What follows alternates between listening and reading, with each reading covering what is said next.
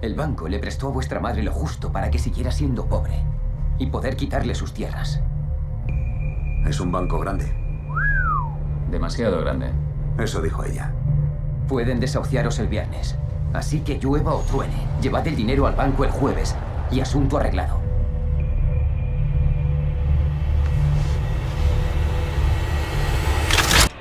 ¡Buenos días, amigos! ¡Abre ese cajón! ¿Lleva una pistola encima, abuelo? Pues claro que llevo una pistola encima. ¿También me la vais a robar? No le robamos a usted, robamos al banco. ¿Has oído lo de los atracadores? Vas a poder divertirte antes de que te manden al asilo. Puede que me quede una última cacería. ¿Cuánto estuvo mamá en esa cama? 3 meses, con el banco agobiándola. ¡Todo el mundo al suelo! ¿Llevan mucho tiempo por aquí? Lo suficiente para ver cómo robaban un banco que lleva robándome 30 años. ¿Cómo te has librado de la cárcel todo un año? Ha sido difícil. ¡No se levanten! Esos chicos saben muy bien lo que hacen. Intentan acumular cierta cantidad, creo yo. ¡Vamos! ¡Arranca, arranca! Toby, estás haciendo algo bueno. Lo hacemos los dos. Hasta el final.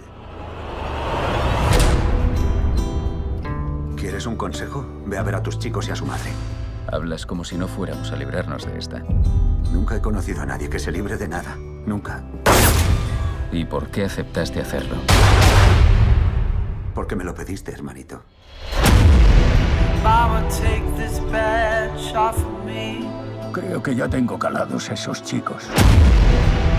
No tiene antecedentes, nunca le han arrestado. No da el perfil, Marcus. Quizá oigas ciertas cosas sobre mí y tu tía. Get dark, too dark to see. Oiga lo que oiga, no me lo creeré. No, créetelo, lo habré hecho todo. Knocking on heaven's door. Te quiero, Toby, de verdad. Yo también te quiero.